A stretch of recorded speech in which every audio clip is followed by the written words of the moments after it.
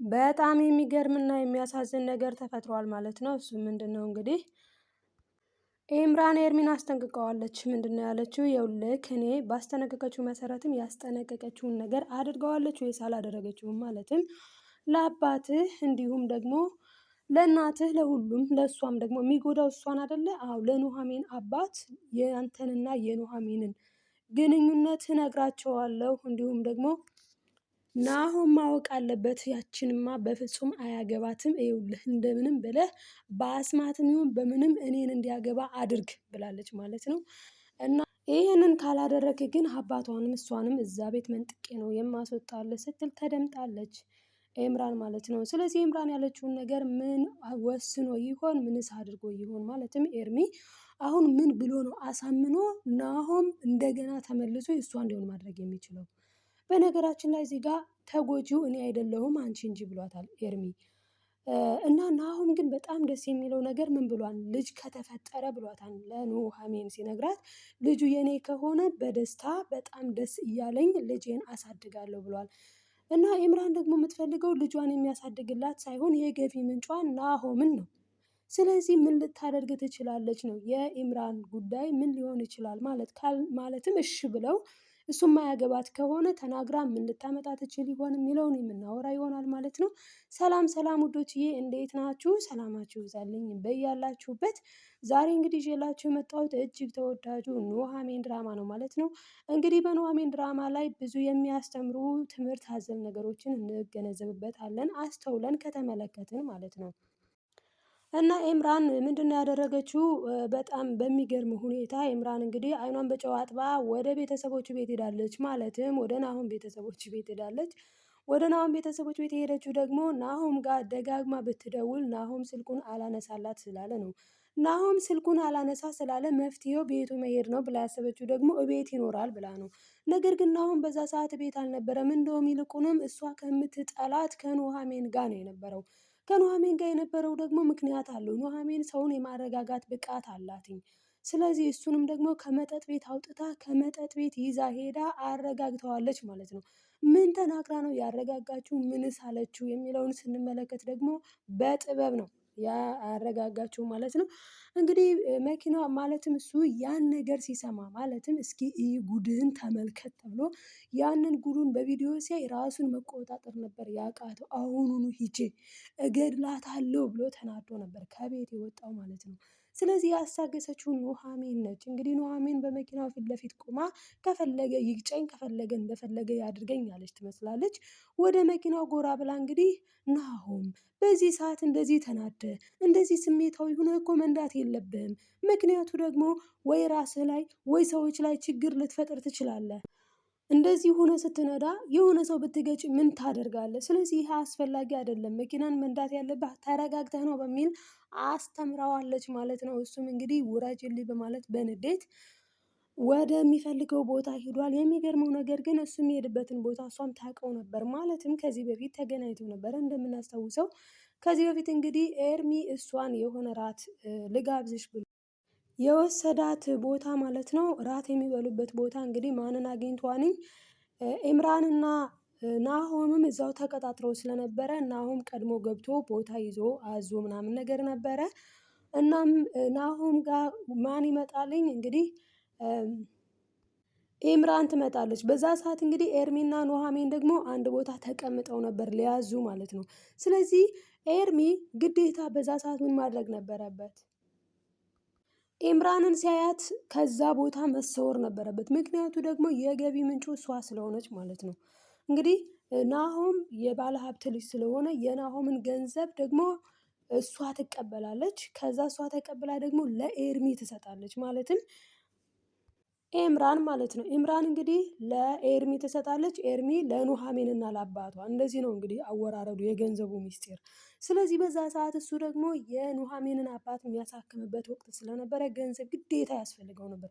ስለዚህ ምን አድርጓል? ኑሐሚንን ተሰውሯት ከሆቴሉ የወጣበትን ቦታ ስለምታውቀው በአጭሩ ናሆም ጋር ሄዳ ተገናኝታለች። እና ናሆም እንዴት እዚህ ጋር ምን ትሰሪያለሽ? ምን አመጣሽ ሲላት እንዴ ምነው ረሳኸው እንዴ? ያኔ እኮ የሆነ ልጅ ጋር መጥቼ የሚከፍልልኝ አጥቼ እሱ ጥሎኝ ሄዶ የከፈልክልኝ ቦታ አይደል እንዴ? እንዴት ይጠፋኛል ብላ እዛ ቦታ ተገናኝተው አረጋግተዋለች ማለት ነው።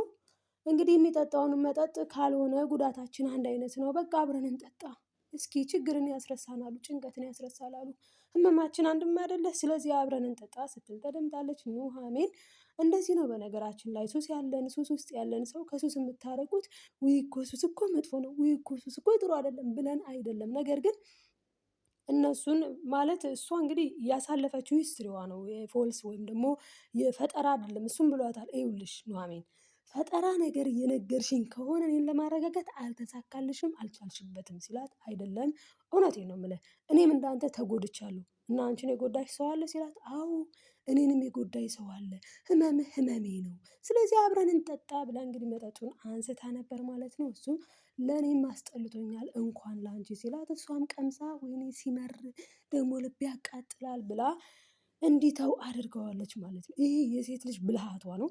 ይህንን አስትታ እሷ የሆነ ማለት መሄድ ስትፈልግ ራሷን ማረጋጋት ስትፈልግ የምትቀመጥበት ቦታ ይዛው ሄዳ እዛ ተቀምጠው ነበረ። እንግዲህ እዛ ተቀምጠው እያለ ማን አይቷል? ኤርሚ አይቷል ማለት ነው። በጣም ነው የተናደደው፣ በጣም ነው የተቃጠለው። እንዴት በቃ ብግን ነው ያለው ማለት ነው። እንግዲህ በእጅ የተያዘ ወርቅን እንደ መዳብ ይቆጠራል። በእርግጥ በፊትም ቢሆን ኤርሚ በእጁ ኑሃሚንን ይዞ እያለ አላንገላታትም፣ ፍቅር ሰጥቷታል እውነቱን ለመናገር። ነገር ግን የተፈጠረው እንደምናውቀው ገነት ናት ማለት ነው። የዚህ ሁሉ መስቀልቀል ምክንያት ገነት እንግዲህ የኤርሚን ስልክ አንስታ በዛ ሰዓት ደግሞ እየደወለችው ኤምራን ነበረች። ለኤምራን ያሉበትን ቦታ ልንገርሽ ብላ እንግዲህ አቅጣጫውን ተናግራ ነው ያስያዘቻቸው። በዛ ምክንያት እንግዲህ ኑሃሚንና ኤርሚ ተለያይተዋል። ምክንያቱም በአይኗ ነው ያየችው ኑሃሚን እንደተኛች ከሱ ጋር ጥሏት ማንን ነበር በሰዓቱ ሲያባብል የነበረው? የገንዘብ ምንጩ ኤምራንን ሲያባብል ነበረ። ኤምራንዬ እያለ እየተከተለ ነበረ። ስለዚህ በዛ ልቧ በቃ አንጀቷ ቁርጥ ብሎ ተስፋ ቆርጣለች። ማን? ኑሃሚን። ኑሃሚን በጣም ተስፋ ስለቆረጠች አሁን ላይ የሚላት ማባበያ ሁሉ ሊመልሳት አልቻለም። በነገራችን ላይ አንዳንዴ እንደዚህ ቆራጥ መሆን አሪፍ ነው። ያ ማለት በቃ የሆነ ሰውን ተጣልታችሁት በዛው ቅሩ ማለት አይደለም። ግን አንዳንዴ ቆራጥ መሆን፣ አሁን እዚህ ጋር ኑሃሚን ቆራጥነቷ ያስደስታል እንዴ! ከዚህ በላይ ምን ያደርግ? ሌላ ፍቅረኛ እያለው እሷን ደርቧት ነው። ለዛውም ሌላኛዋ ፍቅረኛ ማናት? ኤምራን ናት። የገንዘብ የገቢ ምንጭ ናት። አስቡ እንግዲህ ከወንድ ወስዳ ለሱ ሰጥታ፣ እሱ ደግሞ በጣም ደባሪ ነገር። ለዛ ነው አሁን ላይ ኑሃሚን ኤርሚን አልሰማህም፣ አትልፋ፣ አትድከም፣ ከኔ ከልቤ አንቅሬ ተፍቻለሁ ብለዋለች። ለናሆም ያስረዳችው ይሄንን ነው። በቃ እርሳ ስትለው ማለት በቃ መርሳት ነው። ምንም አማራጭ የለም። ሲጀመር አንተ እኮ ለእሷ አትገባትም፣ ትበዛባታለህ ስትለው እንደዚህ እኮ የሚወዱትን ሰው ቶሎ መርሳት አይቻልም። ምነው አንቺ ቶሎ ነበር የረሳሽው ሲላት፣ በእርግጥ ከባድ ነው፣ ነገር ግን ይረሳል። ምክንያቱም የማይሆን ቦታ ላይ ከነበረ የነበርኩበት ሁኔታ መውጣት ስላለብኝ ይረሳል፣ ብዙ አልከበደኝም ብላለች። እሷ እውነት ለመናገር ብዙ አልከበዳትም። ኤርሚንም ነግረዋለች። እኔ ምንም ነው ያልፈጀህብኝ፣ ቶሎ ነው የረሳው፣ ክርሳኝ ብለዋለች። በጣም ስትሮንግ ናት። በነገራችን ላይ አንዳንዴ ከማይረባ ሪሌሽን ውስጥ ካለን ቆራጥ መሆኑም አሪፍ ነው። ማለትም እንግዲህ የተገናኘው እኮ ማለት ያው እንግዲህ ስንገናኝ ለወደፊት ብለን እንገናኛለን። ነገር ግን ደግሞ የማይሆን ከሆነ ራሳችን ማሳመን ነው። በቃ ይህ ህይወት አይሆንም ብለን እንደ ኑሃሚን ማለት ነው። የኑሃሚን ችግሯ ከዚህ በፊትም ቪዲዮዎቿን ማለትም ኑሃሚን ድራማን ስሰራ እያልኳችሁ ነው ደጋግሜ የምለው፣ ኑሃሚን ማለት አልጠየቀችም። አንዳንዴ እውነት ነው ሰው የምሩን ሊያወራ ይችላል፣ ሊዋሽ ይችላል። ኤቭሪቲንግ ግን ይዋሽ ቢያንስ እንኳን ማነህ፣ ምንድነህ፣ ምን አለህ ከኋላ ላይፍ ብሎ ለምን ይህን ላይፍ አሳልፍክ አይደለም የፈለገውን ያሳልፍ። ባይ ዘ ወይ ኤርሚ ልጅ አለው ችግር የለውም። ነገር ግን ማወቅ እሺ ልጅ አለው እሺ ልቀጥል ወይስ ይቅርብኝ፣ ራስሽ አመራምረሽ ነበር የምትቀጥይው እና ለመፍረድ አይደለም፣ ግን ለሌሎቻችን የሚያስተምረውን ነገር ጭብጡን ለመናገር ነው። ሲቀጥል እንግዲህ የሌባ አይነ ደረቅ መልሶ ልብ ያደርቅ ምን አድርጋለች? ኤምራን ቤታቸው ድረስ ሂዳ አባቱና እናቱ የኤርሚ አባትና እናት በጣም ነው የተናደዱት። አንቺ ደፋር ጭራሽ ቤታችን መጣሽ፣ ማናንተ ታፈሰ፣ ና ይችን ልጅ ውሰድልኝ ብላለች። እና እንኳን ዘንበብሽ እንዳምጥ የዛነሽ የናሆም እናት እንደውም አልወደደቻትም፣ ገና ስትመጣ አልወደደቻትም። ለዛ ነው አቶ ላይ ቁምን ብለዋል። አንቺ እኮ ተናግረሽ ነበረ አንቺ መጀመሪያውን ተናግረሽ ነበረ ብለዋታል ሚስቱን ባለቤቱን ማለት ነው። እውነት ለመናገር እሷ በእርግጥ ልጅቷ ቆንጆ አይደለችም ወይም ምናምን አይደለም ሳያት ተራ ሴት ናት ብለው ነበር ለናሆም። እኔ እንደዚህ ትልልቅ ሰዎች ብቃት አላቸው እንደዚህ አይተው ተራ ሴት ናት ጭምት ናት የሚለዩበት። ያንን ግን ካወቀች እኮ ኑሐሚን ተራ ሴት እንዳልሆነች መለየት ነበረባት። በእርግጥ የኑሐሚንን ጭምት አይደለችም ጭምት ናት እንደዚህ ምናምን ሳይሆን ድሃ አልፈልግም ነው። ወይዘሮ ዝናሽ እንግዲህ ለክብሯ በጣም ነው የምትጨነቀው።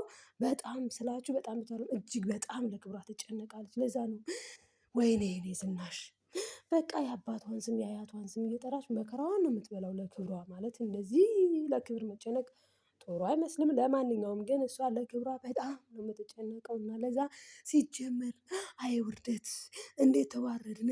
ምን አይነት ውርደት ነው የገጠመን ብላለች። በጣም ማለት ነው። እንግዲህ አቶ ለይኩኑ ምን ብሏታል? ያንቺ ነገር እኮ አልጠፋኝም። ያንቺ ነገር መቼ ጠፋኝ? አሁን ደግሞ ክብሬ ክብሬ ልትይ ነው። እኔ አሁን ከእሱ ጋር መቼ አገናኘሁትኝ? ግን በቃ ልጅቷ ጉድ አርግዛለች። የሰው ልጅ መቼ አያሳድግም ሲል ጊዜ እንደ ጭራሽ እርጉዝ ናት ጭራሽ ቀወጠችው። አዎ ነገርም ምን ጉድ አርግዛ ጉዷን አርግዛ ጭራሽ ሌላ ቦይፍሬንድ ሌላ ጓደኛ ሌላ ፍቅረኛ ነበራት። ከእሱ ነው የተረገዘው ሁላ። አልሰማሽውም እንዴ ሪከርዱን? በእውነቱ በደንብ አልሰማችሁም ማለት ነው። ተናዳ ነበረ ወይዘሮ ዝናሽ እና እንግዲህ የተፈጠረው ነገር ምንድነው? ልጁ የኤርሚ ነው ወይስ የናሆም ነው ሲባል ልጁ አይታወቅም። እንግዲህ ተወልዶ ዲኤንኤው ተመርምሮ ነው እርግጠኛ ሁና የናሆም ልጅ ነው ያንተ እንዳይመስል ብለዋለች ለኤርሚ። ኤርሚም እኔማ እንዳይሆን ነው የምፈልገው መች እንዲሆን ፈለኩኝ ብሏታል። እንዲሆን አይፈልግም ኤርሚ ባይ ዘ ዌይ። ናሆም ግን እንዲሆን በጣም ነው የሚፈልገው። ስለዚህ በእርግጠኝነት ልጁ የኤርሚ ነው የሚሆነው።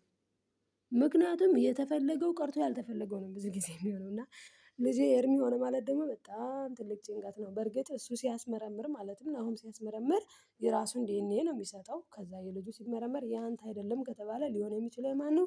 የኤርሚ ነው ማለት ነው እንግዲህ እና የኤርሚ ከሆነ ደግሞ በጣም ጥሩ ነው በጣም ጥሩ ነው። ለምን በቃ ናሆም ተገላገለ ወይዘሮ ዝናሽ እንዳለችው። ስለዚህ ሌላ ፍቅረኛ ከነበራት የኔ ልጅ አይመለከተውም ማለት ነው ብላለች። እንግዲህ ሊመለከተውም ላይመለከተውም ይችላል። ምንድነው የሚለየው? ዲኤንኤ ነው የሚለየው።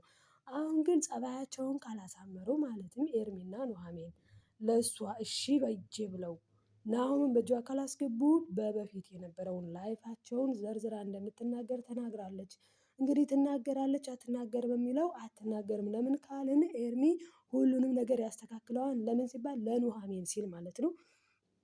እና እንግዲህ ይህን ይመስል ነበር ይዤላችሁ የመጣሁትኝ የኑሐሚን ድራማ። እንግዲህ በብዙ ነገር ውስጡ ላይ ብዙ ነገር እንደተማራችሁበት በቪዲዮም ጥቅም እንዳገኛችሁ ተስፋ አደርጋለሁ። ላይክ እያደረጋችሁ አበረታቱኝ። ሀሳብ አስተያየታችሁንም በኮሜንት ላይ ጻፉልኝ። አብራችሁ ስለነበራችሁ ከልብ አመሰግናለሁ። ሰብስክራይብ ማድረጋችሁን አትርሱ። ባይ ባይ ውዶቼ።